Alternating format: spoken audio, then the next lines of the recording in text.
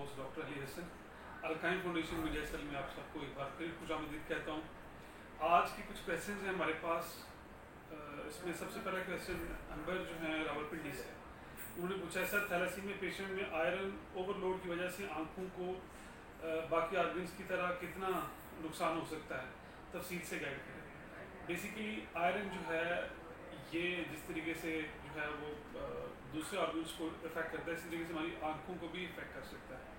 ये यहाँ पे दो तरीक़ों से इफेक्ट करता है, एक डायरेक्ट इफेक्ट है और एक इनडायरेक्ट इफेक्ट है। डायरेक्ट इफेक्ट ये है कि अगर आयरन अकोमोडेशन बहुत ज़्यादा है, वो स्किन पे भी बैठ रहा है, वो मुख्तलिफ जगहों पे हर जगह पे वो डिपॉजिट हुआ पड़ा है, आयरन के एक्सेसिव स्टोर्स हैं हमारी बॉडी में, तो वो फिर रेटिना में जाके बैठना शुरू हो जाएगा जब वो, क्योंकि ये सबसे ज़्यादा वस्कुलर जो है ना वो ऑर्गन है यहाँ पे, इस आँख के इस हिस्से में सबसे ज़्यादा वेसल्स हैं। और फिर वहाँ पे जब वो बैठेगा, डिपॉजिट होगा, तो वहाँ पे क्या होगा कि वहाँ पे भी डिपोजिशन की वजह से आई जो है वो इफेक्ट होना शुरू हो जाएगी, आई साइट के ऊपर असर पड़ेगा और हो सकता है कि आई बिल्कुल आई साइट जो है वो बंद हो जाए, लेकिन इसको बाद में लेज़र ट्रीटमेंट के जरिए हम ठीक भी कर सकते हैं। दूसरा है इसका जो इनडायरेक्ट इफेक्ट है, अगर ये जो है पेंक्रियाज पे जाके एक्ट करता है और बच्चे को या पेशेंट को जो थैलेसीमिक है रिपीटेड ब्लड ट्रांसफ्यूजन ले रहा है, तो उसके अंदर आयरन एकमुलेशन हो जाएगी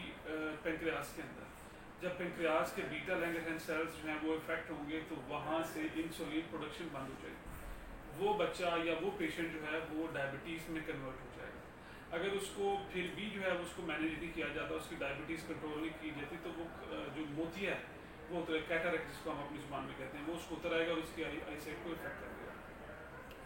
अब यहाँ पे हमने उसकी शुगर भी कंट्रोल करनी है, उसका आयरन लेवल भी कंट्रोल करना है, और उसको जो मोतिया डेवलप हुआ हुआ है उसको हमने उसके लेजर गाइडेड ऑपरेशन होते हैं तो उससे उसको हम मैनेज कर सकते हैं, वो बच्चा नॉर्मल हो सकता है, वो भी एक हद तक। अगर वो ग्लैकोमा में कन्वर्ट हो गया तो फिर हम उसको रिवर्सल नहीं कर सकते, उसको रिवर्स नहीं कर सकते डिजीज़ को।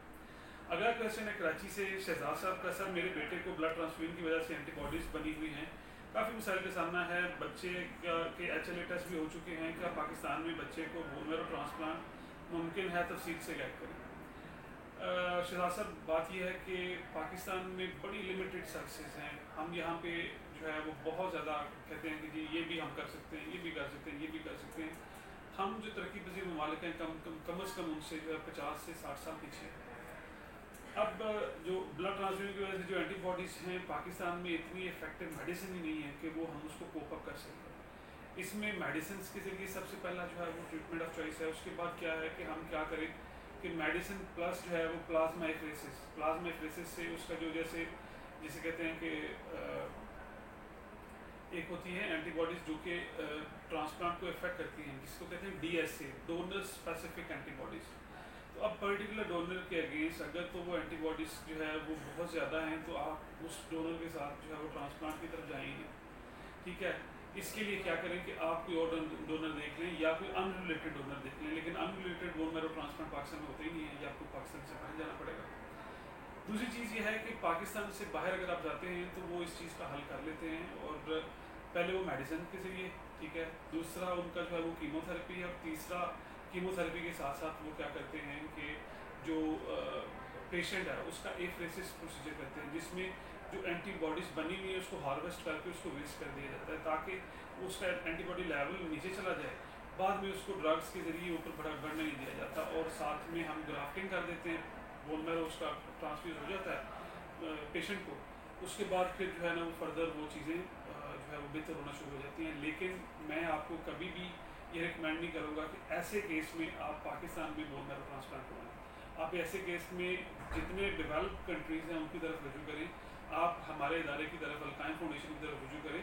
हम आपको पूरी दुनिया में जहाँ पे आप जो है वो करना चाहें हम आपको फैसिलिटेट करेंगे। अगर आप जो है आपके पास फाइनेंसिस हैं तो हमारा इदारा आपको उसमें प्रॉपर तरीके से गाइड भी करेगा और हेल्प भी करेगा। उसमें आपके ट्रीटमेंट में 25 से 30% तक आपको डिस्काउंट मिल जाएगा ऑल ओवर द वर्ल्ड, ठीक है। और इसमें जो भी आपका कोई और क्वेश्चन हो आप मुझे भेज सकते हैं, और हमारे जो चैनल को सब्सक्राइब ज़रूर करें, बेल आइकन को ज़रूर प्रेस करें, और अपनी आरा से हमें ज़रूर बताएं कि हम यहाँ में इसमें कैसे बेहतरी ला सकते हैं। आपके जो भी क्वेश्चंस हो वो कमेंट्स बॉक्स में भी भेज सकते हैं, اور ویسے بھی سید اظہر گیلانی صاحب کو بھی بھیج سکتے ہیں، تو ہم ان کو پراپر جو ہے وہ آنسر کریں گے انشاءاللہ. اب یہ سلسلہ چلتا رہے گا انشاءاللہ. اور آپ سب جو ہے وہ ہمیں اپنی دعاؤں میں یاد رکھیے گا، اور کوشش کریں کہ جو ہے آپ کے جو بھی کویشچنز ہیں وہ آپ ہمیں بھیجیں تاکہ ہم اس کو پراپرلی ایڈریس کریں، تاکہ جو آپ کے بچے ہیں یا جو ہمارے پیشنٹس ہیں تھیلیسیمیا، ہیموفیلیا یا بلڈ کینسرز وغیرہ کے، وہ پراپرلی مانیٹر ہو سکیں، پراپرلی مینیج ہو سکیں. آپ سب کا بہت شکریہ. پاکستان زندہ باد.